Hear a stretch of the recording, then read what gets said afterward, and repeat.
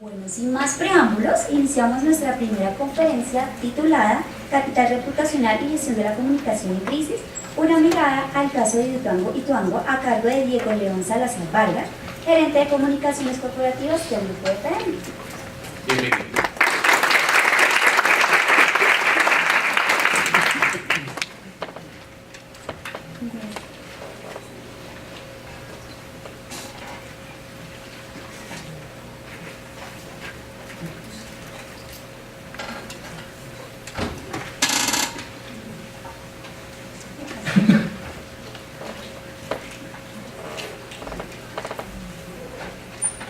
Me creerían si les digo que en el año 2018 el equipo de comunicaciones de EPM teníamos un reto: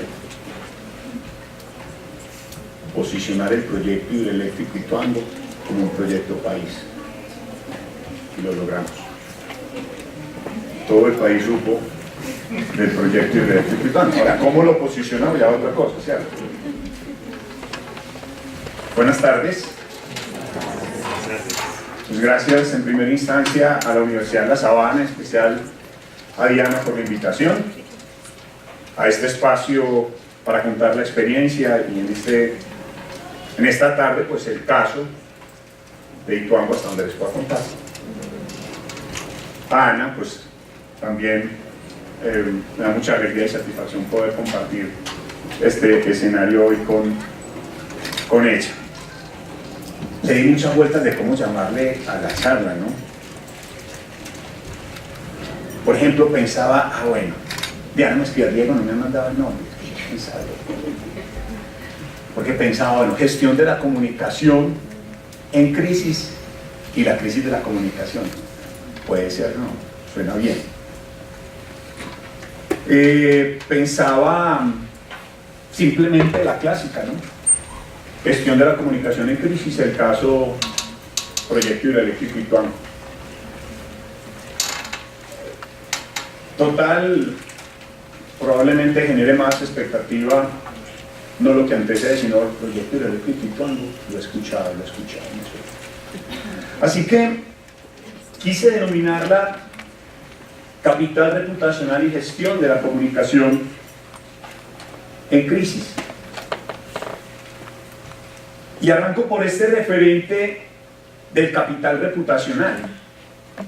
El capital reputacional es el fruto del comportamiento que desarrolla la empresa a través de la historia.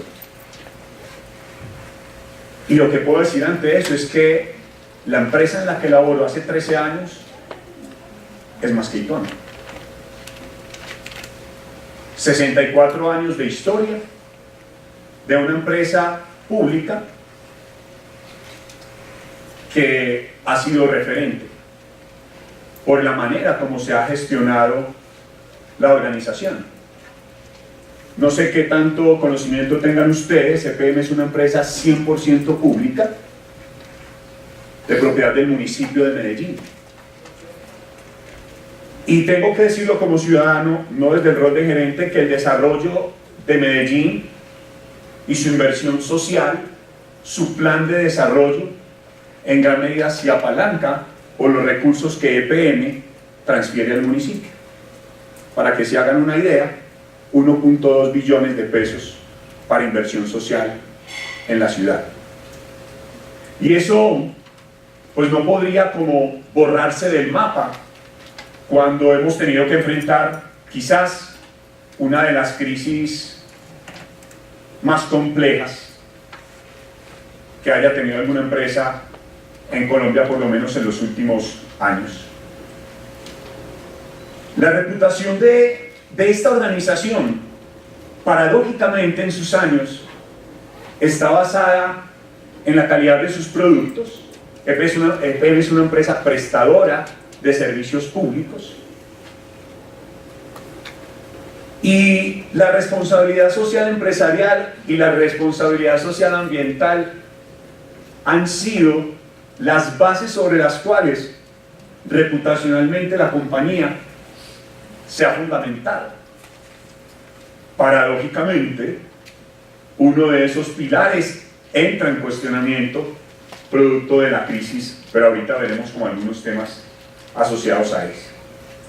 Ahora EPN pues también ha buscado fortalecer un cuarto elemento, y es el ser reconocida por la innovación y el liderazgo, y por eso hace apuestas en energías renovables, en programas como energía prepago para las comunidades más vulnerables, o programas como Paga a tu medida para favorecer que las personas de escasos recursos puedan acceder a los servicios públicos domiciliarios, etc. Y pues para terminar de introducir en el tema de reputación, la verdad es que la compañía pues la mide también, hace medición de reputación. Uno tiene que ver con el índice global de reputación más una información interna para poder ajustar y trabajar algunos asuntos con los diferentes grupos de interés, porque monitoreamos qué está sucediendo reputacionalmente con ellos. Y EPN ha sido, de acuerdo con cifras y conceptos, una de las empresas más admirada en Colombia. Es la única empresa de servicios públicos que permanece en el top 10 de las 100 empresas más reputadas de Colombia, según el estudio Merco. Y que aquí gana, pues está de primerita, va a Colombia, en el estudio Merco. Este es el resultado 2018, donde fíjense que descendimos, estábamos de quintos en el estudio 2017, pero pese a la crisis en la que estuvimos el año pasado, EPN pues desciende al octavo, permanece en el top 10 de las compañías. Y por eso quería introducir esta charla hablando del capital reputacional, porque es como lo que finalmente cuando llegas a una crisis te enfrentas, pero traes un ahorro. Y aquí voy a hablar un concepto, no sé si ustedes han leído las 7 hábitos de la gente altamente efectiva de Steve Covey. Cuando nos habla del modelo ganar-ganar, no es otro que el modelo de relacionamiento de mutuo beneficio, el modelo bidireccional simétrico en términos de relacionamiento, teorías del relacionamiento, ese modelo. Él habla que en ese modelo hay un elemento que es la confianza, ¿cierto?, que está ahí en las relaciones. Y entonces trae el concepto de la cuenta bancaria emocional, ¿sí o no? La cuenta bancaria emocional es el ahorrito que uno tiene. Alguien que esté casado, levante la mano, sin pena, pues sí. ¿Tu nombre es? Sara. Sara. ¿Cómo se llama tu? ¿Mi esposo? Sí. Julián. Julián. Sara y Julián, ¿sí o no? Resulta que Julián está de cumpleaños hoy. Y Sara dijo, ay, no. Amor, me vas a perdonar, Juli, pero yo me voy a escuchar el chisme de Ituango. Yo me voy para la sabana, hoy no voy a almorzar con vos, de malas. Y Julián por allá le dice, ¡hey! ¡Qué cumpleaños mío! ¿Sí o no? O sea, es más importante ir a la Universidad de La Sabana, ese foro que te van a certificar para actualizarte, escuchar a Ana María de Bancolombia y a Diego, que almorzar conmigo que estoy de cumpleaños. Julián está, ¿sí o no? Y en esa situación, él lo que va a hacer es, si me ponen ante, le resta de la cuenta bancaria emocional. Le resta. ¿Sí o no? Y eso nos pasa a las organizaciones. A nosotros nos han restado de la cuenta bancaria emocional. Pero afortunadamente hay un capital reputacional en unos grupos de interés que nos favorece. ¿Sí o no? Por eso no va a terminar separada después de dejar el esposo sin almorzar, porque ya tenía capital reputacional ahí, ¿cierto? Un comportamiento importante, cariñoso, etcétera, como le gusta a Juli, pues que usted. Entonces, cuando llegamos a la crisis, llegamos a enfrentarlas con un capital reputacional. ¿Por qué queríamos posicionar el proyecto hidroeléctrico Ituango como un proyecto país? porque es que Ituango, y no perdemos el sueño, generará el 17% de la energía de Colombia. Por eso es importante para Colombia el proyecto, porque es la energía de los colombianos. Que no entre el proyecto hidroeléctrico Ituango pone en riesgo la seguridad energética de Colombia. Eso no lo habían dicho los medios.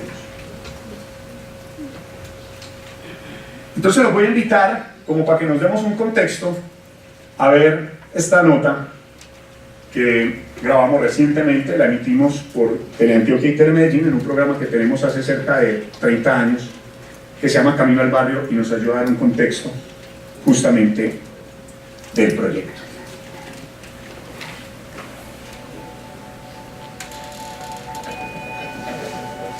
Inicialmente el 28 de abril de 2018, el túnel que estaba desviando el río Cauca en ese momento hacia la parte abajo de la presa se colapsó por circunstancias internas de un taponamiento y empezó el llenado imprevisto del embalse. Entonces desde ese momento empezamos una contingencia que todavía no hemos terminado y que ha pasado por distintas etapas. Una de ellas fue, primero, buscar desesperadamente llevar la presa a un nivel, a una cota segura. Esa cota segura, como consideramos que era en primera instancia la cota 410 metros del nivel del mar, ya que el vertedero estaba sobre la cota 401 metros sobre el nivel del mar. Sin embargo, más o menos el 6 de mayo de 2018 nos dimos cuenta que no éramos capaces de llevar la presa en su parte prioritaria a un nivel que permitiera soportar la crecida del embalse. Entonces vimos que se iba a sobrepasar por encima y que iba a crear un riesgo alto en las comunidades aguas abajo. Siempre priorizando la vida de las personas y el medio ambiente, y por último el proyecto EPM, acompañado de todos los técnicos que en ese momento estaban en board respecto, que siempre nos acompañan a la construcción. En conjunto pues tomó una decisión, obviamente acompañado de todos los directivos de la organización, para evitar riesgos sobre las comunidades, pues había que sacrificar los equipos y la planta como tal, y se toma la decisión de que hay que enviar el agua por las máquinas. El 10 de mayo empieza el agua a circular por casi máquinas, más o menos 1.500, 1.600 metros cúbicos por segundo, que digámoslo así son 1.500, 1.600 toneladas por segundo, que le está pegando a unos muros, a unos equipos que no están preparados para eso. El río venía crecido porque estamos en pleno invierno y llegó a tener hasta caudales de 2.000 metros cúbicos por segundo, entonces el embalse continuaba creciendo. Y todo esto, digamos, marcado también en una situación compleja que vimos el 12 de mayo, cuando el túnel derecho se destaponó, nos creó una inundación en la parte de abajo de la presa, y de esa época pues teníamos evacuadas las comunidades que están de Puerto Valdivia, y hasta hoy Freche todavía no hemos quitado esa alerta roja, porque todavía continuamos en un riesgo de destaponamiento de su túnel derecho, y el túnel de la sal esta vez no hemos podido pasar nada, a pesar de que hemos venido haciendo elaboraciones de trabajo con la tecnología para llegar a un buen taponamiento, lo cual esperamos hacia el año 2021. Después de haber realizado el vertedero y ver que había operado satisfactoriamente y revisando las situaciones que estaban presentando con la parte de las compuertas y la aparición de una oquedad entre los pozos unidos en el macizo, entre la zona del embalse y la captación. Una oquedad es digamos, un vacío que tiene el macizo que se haya presentado muy posiblemente por la erosión que el agua podría estar causando en los túneles. Se le informó a las autoridades y al país en general y a la opinión pública que teníamos esa situación y que nos veíamos forzados a cerrar la primera compuerta. Así como el 16 de enero de 2019 de este año tomamos la decisión de cerrar la compuerta número 2 y con eso mermamos el caudal de agua de abajo, quitamos casi 400 metros cúbicos por segundo, dejando el caudal de circulación por casi máquinas más o menos 450 metros cúbicos por segundo. Pero unas cosas traen otras y desafortunadamente en ese momento logramos determinar que adicionalmente a la oquedad, al desgaste en los túneles, se nos estaba presentando una corriente en la red de la admisión de la unidad 1, que era la que en ese momento estaba funcionando, porque tenía una serie de palos que estaban obstruyendo. Esa obstrucción nos ponía en riesgo que llegara en algún momento a un colapso de esa reja y se nos llegara a destruir la captación, lo cual nos quedaría tener sin control el agua que estaba entrando hacia la casa de máquinas y nos podía crear también un caos en las comunidades aguas abajo. En vista de eso, y siempre buscando preservar primero la vida de las comunidades, la vida de las personas, el de medio ambiente y por último el proyecto, se toma la decisión de empezar a la segunda compuesta. Obviamente eso traía una disminución drástica del caudal del río Aguas Abajo, porque en ese momento, después de ese cierre el 5 de febrero, siguieron circulando en la parte de Ituango más o menos 50 metros cúbicos por segundo, y en Puerto Valdivia podían estar apareciendo ya 60 metros cúbicos por segundo. El río Cauca nunca se secó, pero sí tuvimos dificultades. Hubo necesidad de la atención de emergencia de todas las comunidades aguas abajo. Previamente habíamos hecho una compra de energía a la central salvadoreña, de tal manera que ellos desembalsaran y nos tiraran agua al río Cauca para poder llegar aquí al embalse de Ituango y poder subir mucho más rápido el nivel del embalse, buscando cerrar en un nivel más alto. La empresa se había preparado con 1000 pescadores para rescatar peces, se había preparado también con la atención de las ciénagas, y habíamos hecho un desembalse del Poce 2 y Poce 3, buscando que el agua que llegara del Menchí descargara en el río Cauca, que descarga más o menos arriba del Menchí, para evitar que aguas abajo del Menchí hubiera alguna situación de mayor gravedad y no se afectara, digamos, el nivel del río en esa zona, lo cual obviamente ocurrió.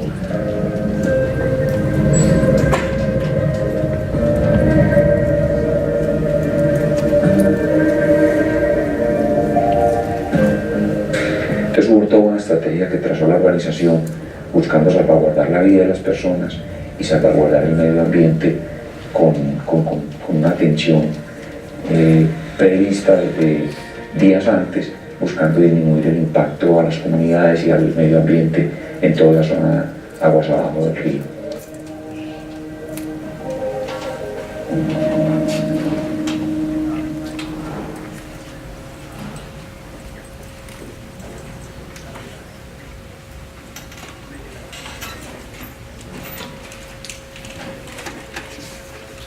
Entonces, ante esta realidad en la que la empresa ha tomado las decisiones que ha debido tomar, como lo decía William Giraldo, primero para salvaguardar la vida de las personas, segundo el medio ambiente y tercero el proyecto.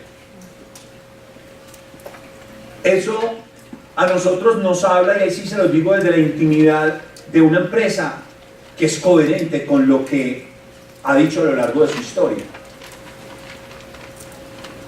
Otra percepción podemos tener nosotros, fruto de la manera como diferentes líderes, medios han hecho el cubrimiento del tema. Lo cierto es que ante esta situación sabemos que se requiere recuperar la confianza de la empresa. Y se nos ha cuestionado de la transparencia, y ese es uno de los aspectos que se supone hay que trabajar para recuperar la confianza en una crisis. Y es comunicar a los grupos de interés la información de la que se dispone. Pero es que estamos en otro momento histórico. Y a veces la información del proyecto Ituango salía más rápido por nuestros compañeros que trabajaban allá, que el mismo equipo de comunicaciones. Y entonces nos decían faltas de transparencia. Es que gestionar una crisis hoy es muy distinto a gestionarla hace 10 años. Porque es que el tema no es que solo informa a esta organización. Y se nos ha cuestionado, y ahorita les daré cuenta de acciones concretas que hemos hecho en aras de la transparencia. La competencia, que es demostrar la capacidad de resolver el incidente. Seguramente todos no lo hemos hecho perfecto, no me cabe duda. Pero lo que les puedo decir es que en el momento de la crisis hubo 17.000 personas que tuvimos que evacuar. Y que EPM entregó alimentación a 17.000 personas.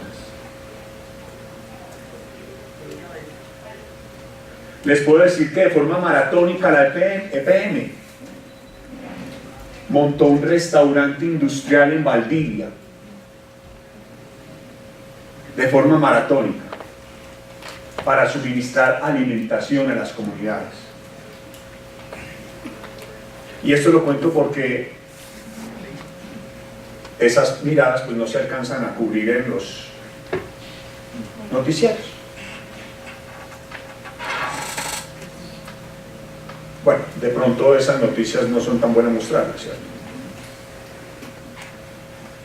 Y el compromiso es demostrar que se están siguiendo los pasos adecuados para resolver la situación. EPM siempre fue clara que cuando se presentó la emergencia no tenía control del proyecto. Todo lo que estamos haciendo era para tomar el control. Probablemente algunos de ustedes escuchaban a que llegara la cota 418. Ese era el primer seguro. Un poco porque no sé qué tanto, incluso con el mío uno no alcanza a tener eso, como para que uno, más o menos, la presa se construye como entre unas montañitas, voy a hablarlo de manera coloquial para comunicadores, ¿sí o no? Entre la montaña se crea una presa que es la que va a contener el agua, ¿sí o qué? ¿Verdad? Entonces, como estamos en una época de invierno, estaba creciendo muy rápido. Entonces, ¿qué teníamos que hacer? Este que es el muro que contiene, había que subirlo más rápido para que no lo pueda sobrepasar, porque si lo sobrepasaba, pues ese era el riesgo. Y por eso todo el esfuerzo que llegaron a la cota 418, que es para proteger de crecientes de agua de los últimos 50 años. Y seguimos hacia arriba, y eso va a llegar hasta la cota 435, que es para crecientes superiores a 100 años de historia. Todo eso, digamos, la empresa siguió dando los pasos necesarios y un compromiso absoluto para resolver la situación, y hoy lo sigue haciendo. Y hoy lo sigue haciendo. Y la empatía, que es que la empresa debe demostrar que es capaz de ponerse en la piel de los individuos afectados. Y digamos que de alguna manera la empresa pues ha tratado de entregar desde la misma capacidad humana que tenemos de las mejores condiciones. La verdad es que a veces escuchamos en medios de comunicación algunas versiones que pueden ser, yo no digo que haya asuntos a revisar, por supuesto, pero otros de personas que dicen que es que no se está entregando, y la verdad es que llegaron personas de varias partes del país cuando EPM empezó a entregar los subsidios. Hoy a las personas que están en la de Puerto Valdivia, EPM mensualmente les da un subsidio a las familias para el arriendo y para la alimentación. Eso habla de compromiso, ¿no? De la organización. Bien, eso como contexto. Ahora, hablemos pues de lo que uno aquí en estos escenarios de formación habla. Entonces uno dice, pilas, hay que tener el manual de crisis, ¿sí o no? ¿O no? Claro, y le montan a uno en la especialización, ¿no es cierto? La especialización al curso de comunicación para la crisis, ¿sí o no? Y bueno, la verdad es que hay que prepararse, sí. Hay que prepararse. Nosotros en EPM tenemos un protocolo de atención de eventos y crisis PADEC. Esto buscamos. Nosotros en EPM tenemos un manual de comunicación y relacionamiento para eventos adversos y crisis. También. Y busca esto. Acompañar todas las etapas. Nosotros en EPM preparamos voceros para la crisis. También. Y el protocolo de llamadas, y quién es el líder de la crisis, del evento, para manejar la información. Nosotros tenemos claro que una crisis es una situación anormal, inestable, compleja, que representa una amenaza a los objetivos estratégicos y reputación corporativa. Por lo tanto, Ituango Chulelo no. ¿Sí o qué? Sí. En realidad, una crisis. Pero entonces ahora, ¿qué decir de la comunicación y el relacionamiento en todo este proceso? ¿Para qué? Ahora me preguntaban cuál es el papel de la comunicación en la crisis. Miren, mantener la credibilidad y la confianza de los grupos de interés. Vamos a hablar de la teoría, pues, esto lo dice el manual, ¿no? Tremendo, ¿no? Tremendo reto. En las decisiones y en las acciones que implementa la empresa. Proveer información sólida basada en evidencias y propiciar una percepción positiva tanto interna como externa sobre la gestión del evento. Para eso. Ahora, cuando empezó todo este proceso, las primeras definiciones, ojo, ¿dónde va a estar la vocería oficial? La teoría de crisis, ¿qué dice? No, bueno, entonces dependiendo de la crisis, el vocero institucional, este es el CEO de la compañía, depende, se llama gerente general. Pero también el gerente general fue y atendió de forma directa la crisis. Entonces él estuvo en el proyecto hidroeléctrico Ituango, que queda unas 5 horas más o menos de Medellín. Y allá estuvo presente. Luego tuvimos que tener otros voceros, otros directivos autorizados para la vocería, por facilidades para algunos medios de comunicación. Y con el fin de mantener ese discurso unificado, pues entonces, ¿cuál era el kit de vocería? Porque esto evolucionaba. Ya nosotros hacíamos una reunión, hacíamos un acuerdo, y a la media hora el panorama cambiaba. Sacábamos un boletín y a la media hora el panorama cambia. Entonces nos decían falta de transparencia, como que falta de mira que cambió, cambia la situación. Es la complejidad de la crisis que hemos tenido que enfrentar. Y un plan sujeto a revisión. Así tengamos el manual, el protocolo y demás, realmente hay que identificar la pertinencia de cada una de esas situaciones y la evolución que va teniendo la misma crisis para ajustar la estrategia de comunicación. La gestión comunicacional y el relacionamiento, por lo tanto, acompaña la etapa de respuesta que es en el inmediato plazo. Hoy, y la toma de control, que es en el que estamos finalizando por estos días, porque estamos terminando de tomar el control total del proyecto. Y la comunicación acompaña esa situación para generar, entonces, mayor tranquilidad en las comunidades aguas abajo, porque ¿cuál es, digamos, la situación hoy? Que ese túnel que se taponó hace un año, y si el que fue el mismo que se destaponó, él volvió y se destaponó, perdón. Es muy poco probable que vuelva a destaponar, pero realmente no tiene un taponamiento definitivo. Y ese es digamos, el componente que todavía nos dice no hemos terminado de tomar el control para tener un 100% de garantías que no genere inundación.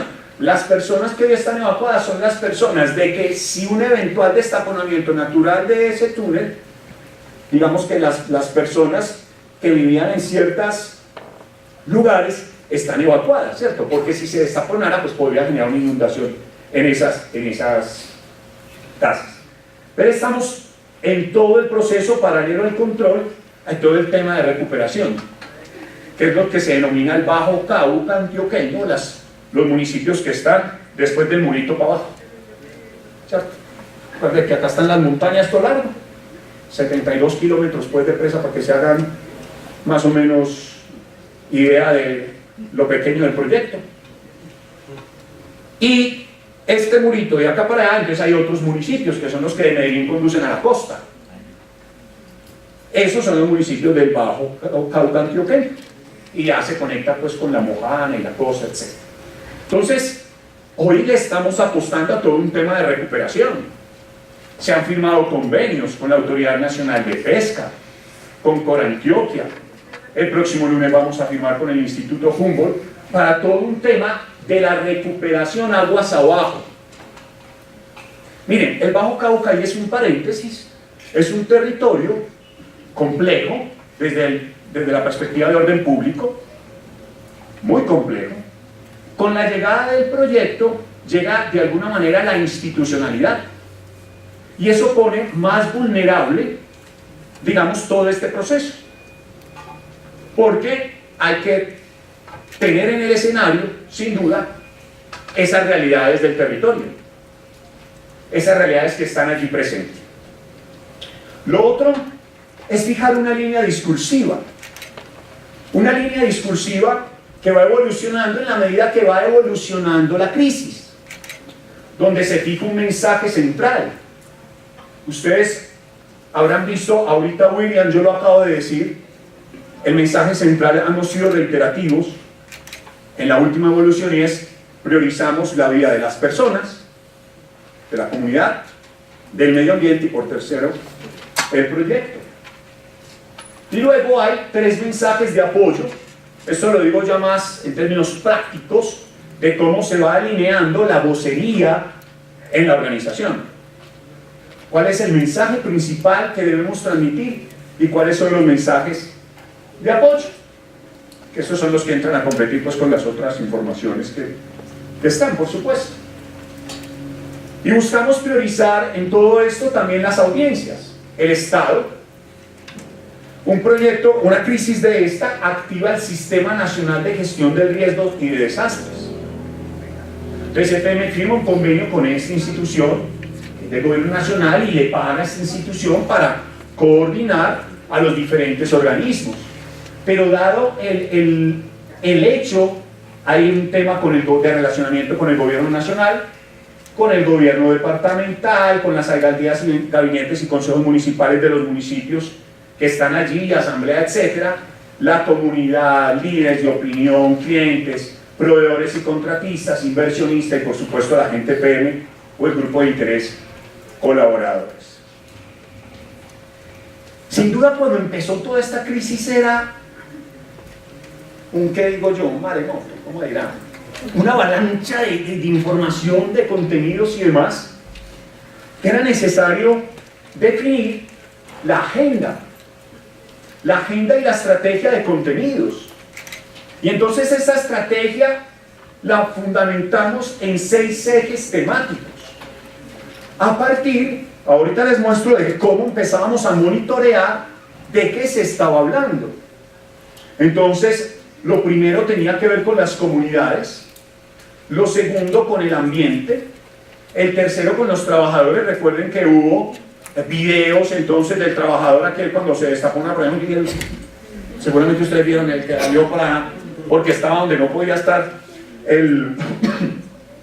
este trabajador, y los avances de obra, y eran todos los avances que se estaban logrando para garantizar la seguridad.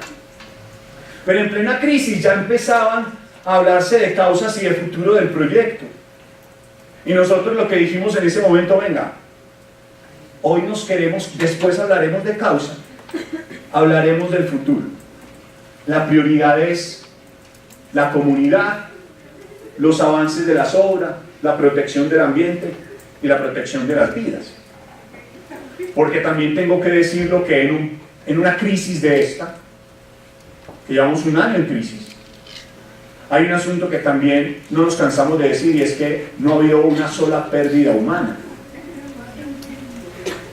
Y ese para la organización es un indicador quizás el más importante de todos, a hoy, y esperamos que a futuro, ¿no? Entonces, toda la estrategia de contenidos se fundamentó en estas líneas. Y cuando nos decían, pero venga, ¿cuáles son las causas? Espere que después nos averiguamos las causas, ¿cierto?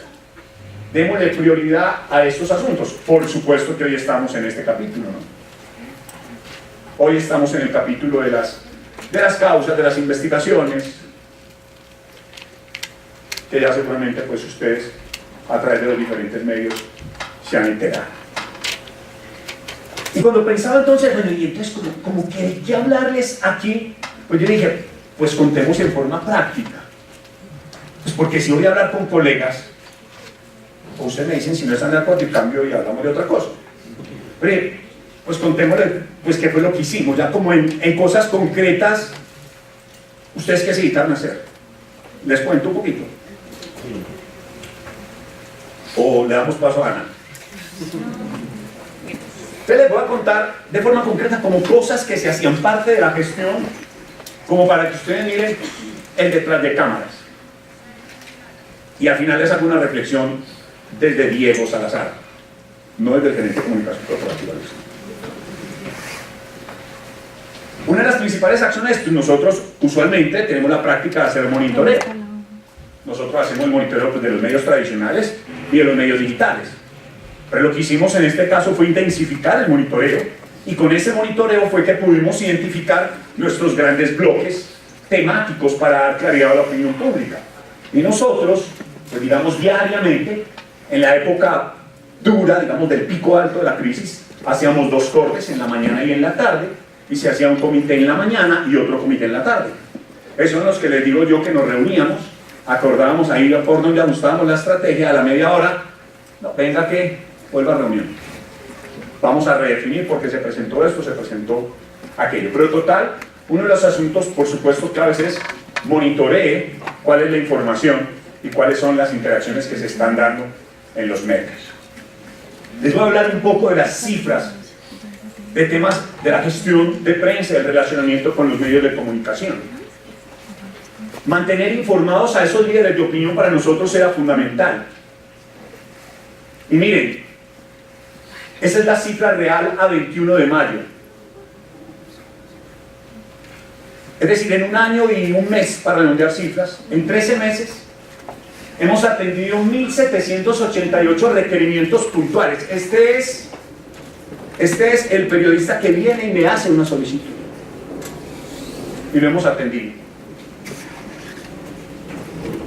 ¿Sabe? Necesito una imagen de no sé qué de. ¿Me podés facilitar? Tengo una inquietud sobre.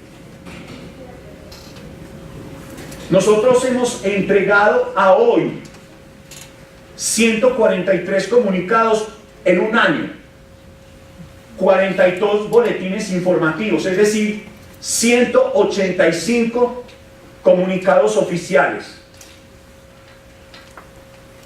Hagan cuentas más o menos, en un año eso corresponde a ¿qué? Entregando la información en la medida en que la hemos venido teniendo disponible. 46 ruedas de prensa, donde conectamos también a periodistas nacionales e incluso internacionales, e incluso a quienes virtualmente se conectan a la rueda de prensa. Sus preguntas se hacen en la rueda de prensa, y se los aseguro, ustedes verán si me creen o no, no tienen por qué creer ni por qué no creer, no hay veto a ninguna pregunta. Y si alguno de ustedes vio las ruedas de prensa, se pudo dar cuenta que no había filtro, a micrófono abierto, y los que estaban virtualmente nos mandaban la pregunta y abiertamente la poníamos, sin filtro. Y el envío permanente de contenido multimedia, fotografías, videos, audios, para facilitar la labor periodística. En un año, 104 entrevistas personalizadas, cara a cara con líderes de opinión. Hemos hecho 14 conversatorios con directores de medios, columnistas y editores en Bogotá y en Medellín. Pusimos una sala de prensa en el proyecto. Los periodistas durmieron en el proyecto. Sin embargo, nos tachan de falta de transparencia. Algún fin de semana, esté acá en confianza, no queden vivos. Cualquiera de los corresponsales me llama, Diego, llama a mi jefe en Bogotá. Decirle que aquí como que no hay nada que cubrir. Yo no hubo, hermano. Después paisaje y qué. Y obviamente pues a él no lo dejaban salir por algunas indicaciones que no voy a decir acá, pues únicamente total él le tocó quedarse el fin de semana, ¿no? La sala de prensa en sitio, 7 visitas a obras con periodistas en este año, o sea, de llevarlos allá al proyecto, de que hagan el recorrido, de que vean el vertedero. Apenas pudimos hace poco entrar en una casa de máquinas. Visitas con directores de medios y líderes de opinión, columnistas, académicos al proyecto. En todo el tema de gestión de redes sociales desarrollamos permanentemente contenidos, insistiendo, incluso invitando a las personas a consumir la información o a consultar la información oficial de la empresa. Porque la verdad es que, y eso sí tengo que decirlo, en redes sociales muchas veces se generó el pánico que no había. Porque se decía en algunos una información y volvían a sacar unas supuestas evacuaciones cuando no estaba pasando nada en el proyecto. Ahora tengo que decir también que, claro, las redes sociales a veces informaron primero que nosotros, pero salíamos a confirmar o a desmentir si se trataba de una información u otra. Y desde el primer día que se presentó la contingencia, conectamos a las emisoras comunitarias de la zona. 57 especiales diarios a través de 22 emisoras comunitarias, que es la emisora que escucha a la gente en estos municipios. Históricamente, pues el proyecto tenía 2 programas semanales en lo que se llama el área de influencia del proyecto. En el Bajo Cauca, presentada esta situación a partir del mes de agosto y hasta ahora, y continuamos, entonces tenemos también un programa institucional semanal donde vamos contándole a la gente avances en la emisora de su municipio. Y adicional, pues se contrataron unas menciones, cuñas radiales para estar informando permanentemente a las personas. Si había que dar una alerta de evacuación a las comunidades, por ejemplo, se activaban las emisoras para que dijeran: EPM informa a las comunidades de... ¿Cierto? Activamos una línea de atención, 1085 llamadas para resolver las inquietudes de las personas. Y atendimos más de 1000 personas en las oficinas de atención al cliente que tiene EPM en esos territorios. Desarrollamos también algunos contenidos multiformato para contar a las comunidades las recomendaciones, información del plan de movilidad, porque con el proyecto hubo un municipio, que es el municipio de Ituango, que quedó con restricciones. Entonces EPM solucionó, digamos, parcialmente el tema de conectividad de estas personas. Y empezamos, por ejemplo, ustedes ven acá, semanalmente, a compartir todo el consolidado de información de las comunidades que estaban evacuadas, del tema de rescate de fauna íctica, del tema de los trabajadores y el tema del avance de obra, permanentemente entregando información a las comunidades. Y la comunicación interna, pues tiene que ser protagonista de este proceso. EPM es una organización con 7.200 empleados, y los primeros multiplicadores que necesitábamos era la gente. Entonces, allá tenemos un espacio que se llama Naturalmente, que es la conversación cara a cara que se hace con un directivo de alto nivel. Ahí ustedes ven uno de los Naturalmente, donde está el gerente general conversando sobre el avance de la situación y que la gente pueda resolver de primera mano sus inquietudes. Y para los empleados que están por fuera, pues se hace una transmisión vía streaming a fin de poderlos conectar, y ellos pueden interactuar vía WhatsApp, vía correo electrónico, hacer sus preguntas para esto.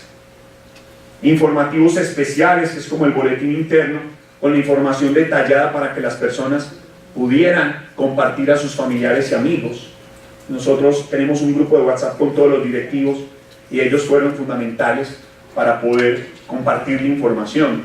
Enviábamos la información, unas guías de conversación también al equipo de directivos para compartir con la gente la información de primera mano.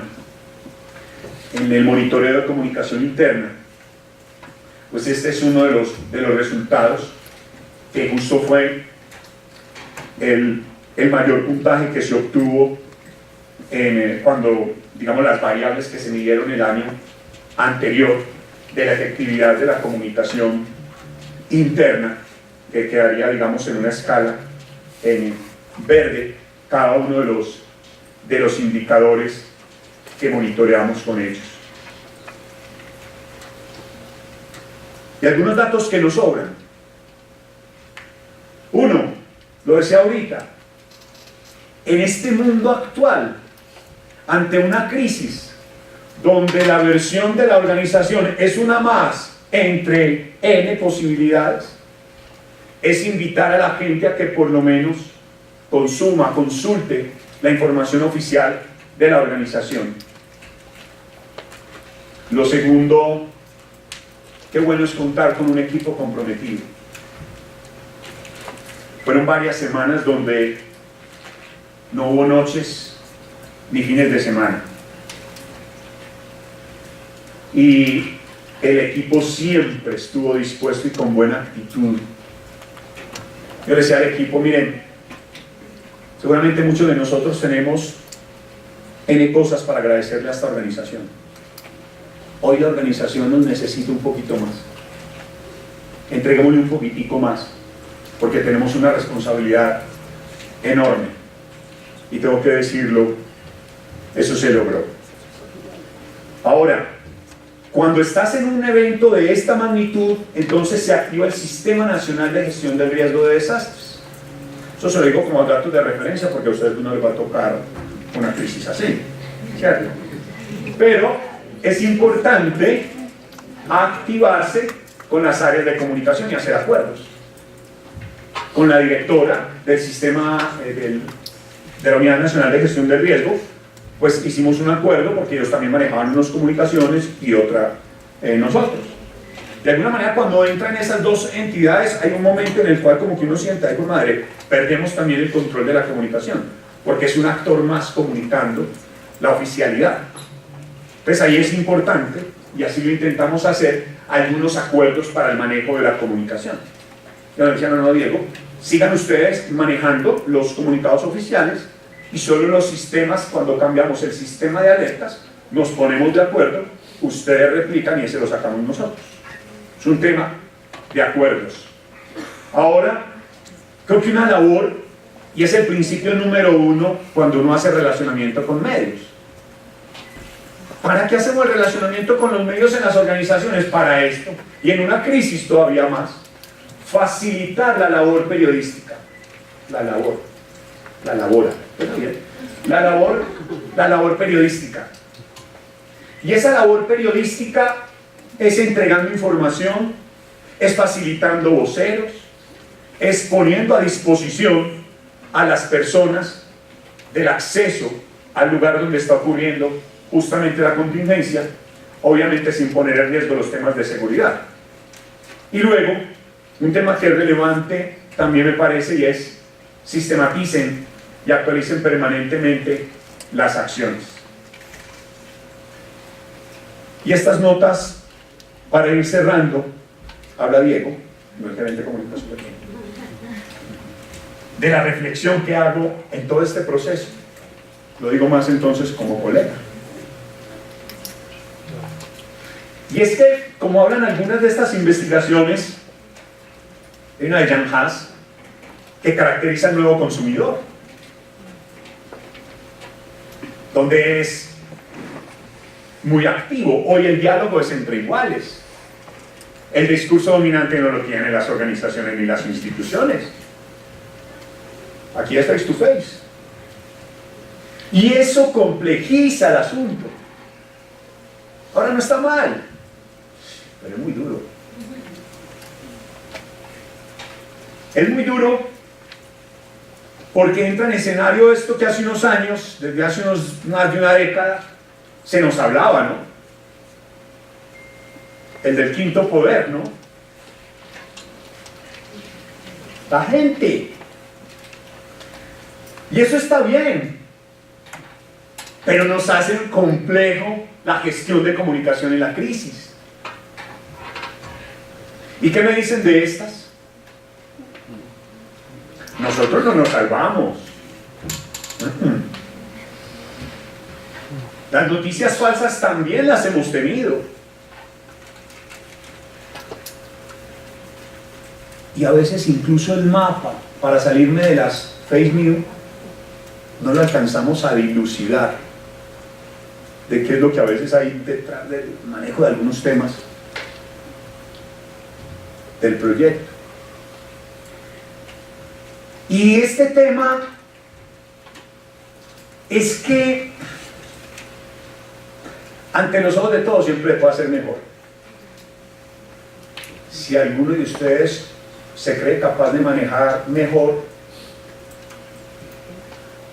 esta comunicación de crisis, mándale la hoja de vida a mi jefe. Porque no es fácil. Por la magnitud y por los diferentes componentes que tiene esta crisis. Técnico, social, político, comunicacional. Varios frentes jurídicos que están ahí inmersos y nos hace compleja la gestión. Pero al final siempre se puede hacer mejor la gestión de comunicación en una organización, en una crisis, en un proceso de cambio, nada, porque siempre en la comunicación uno queda debiendo, ¿o no? Bueno, en el 98.9% siempre entonces dicen en la empresa, no, es que falta comunicación, ¿o no? Es más, el culpable es la comunicación.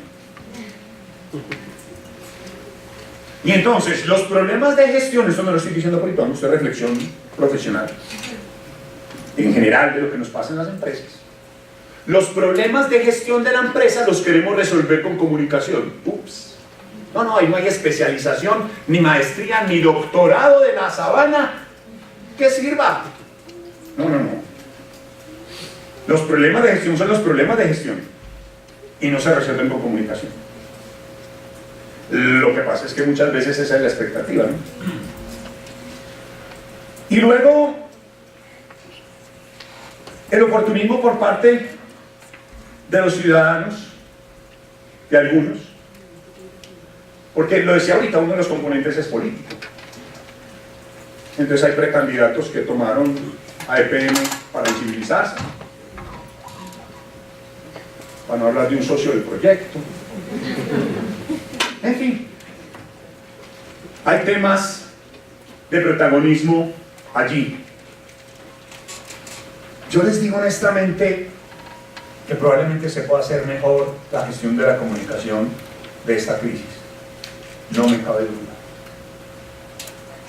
Pero también tengo que confesarles que hemos hecho lo que humanamente y de manera responsable hemos podido hacer, con el mayor compromiso, aunque quedemos debiendo. Pero la empresa no ha escatimado esfuerzos, no ha escatimado recursos para atender los diferentes componentes de esta crisis. Quizás cerca de los 2 billones puede valer esta crisis a EPM. Y entonces uno sí se pregunta, hombre, visto en cifras, yo que trabajo allá, como quien digo yo, pues eso sí me habla de una empresa responsable. El equipo de comunicaciones siempre dispuesto a estar en los municipios aguas abajo, participar de los puestos de mando unificado, sentados allá en cada municipio para contribuir al componente de comunicación. Ninguno de los coequiperos decía, no, yo no puedo, yo no voy. Ninguno decía, me tengo que ir rápido para la casa. Por el contrario, algunos del equipo que no se sentían como activados, que querían como el calorcito. Me decían, Diego, y entonces yo te ayudo. Y yo decía, ayuda a mantener la comunicación de la otra EPM, como nos la partió el gerente. La EPM de la crisis y la EPM que tiene que seguir operando. Por eso la mejor manera de contribuir es, pues siga haciendo lo que está haciendo, porque si no así que entramos en crisis total, porque EPM es más que Ituango. Los invito a ver para cerrar este pequeño video. Todos los bienes que tengo los voy a repartir muy bien. El que tenga 50 pesos le voy a dar más de 100.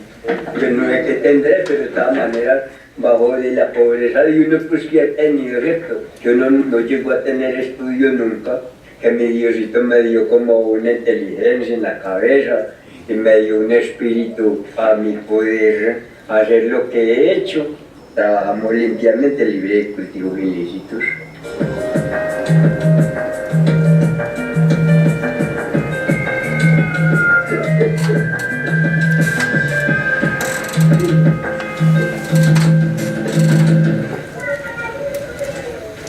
Y una comunidad sin un líder no camina, no echa para adelante.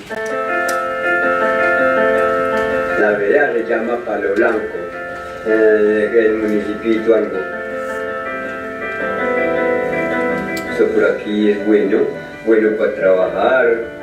Esto aquí siembra uno comida, la comida.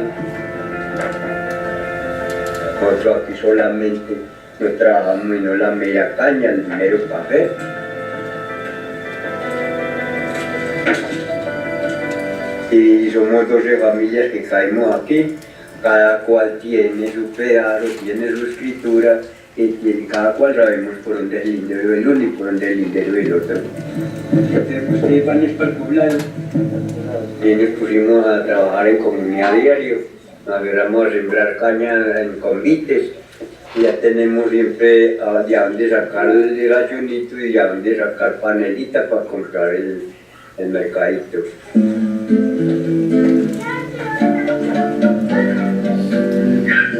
Por parte de la hidroeléctrica ha hecho muchas cositas siempre, lo que son las casas de aldea. Mire que han hecho siempre pues, hay muchas obras buenas y todo eso le va siguiendo a las comunidades.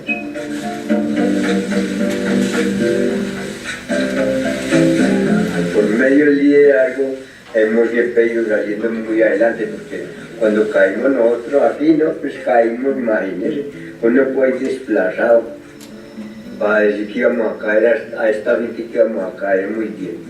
No, nunca. Vea, estas casas son de EPM, estas. EPM de la Río, pero esto es de nosotros.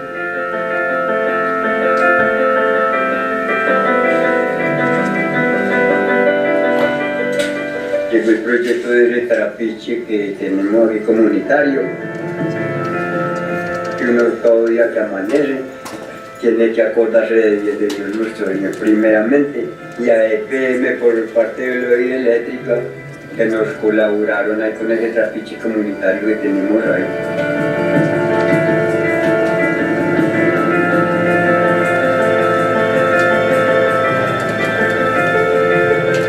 Así ha sido la cosa.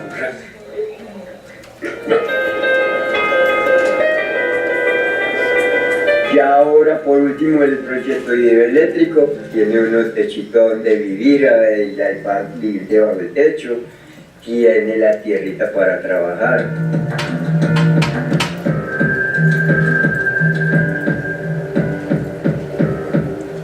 Pero sin esas ayudas que hemos tenido, estaríamos por allá todos espaciados y estaríamos mal, porque no teníamos lo que tenemos. Gracias a Dios tenemos donde trabajar y forma de sacar la comida. Lo único que me queda es la riata de mi Cariel, a ese la dejo de herencia al amigo don Miguel. Mi Diosito me ha dado esa inteligencia y ese espíritu de yo ser así como he sido y como soy.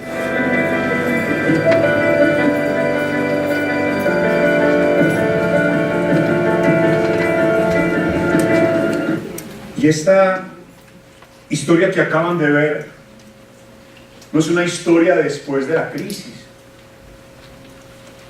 Esta historia, como muchas otras, de más de 800 familias con las que EPM en la zona de influencia del proyecto ha trabajado de forma responsable, con esas comunidades, porque hay una inversión social para transformar el territorio, porque con el proyecto hidroeléctrico Ituango a esa zona también llegó la institucionalidad, pero sin duda que aquí se ha afectado la confianza, que pueden haber dudas, inquietudes, sin duda, cuestionamientos. Sabemos que nos han restado de la cuenta bancaria emocional. Sin embargo, todos los días trabajamos por sacar adelante el proyecto y por mantener la sostenibilidad de EPM, una empresa 100% pública, modelo de gestión en el país. Muchas gracias.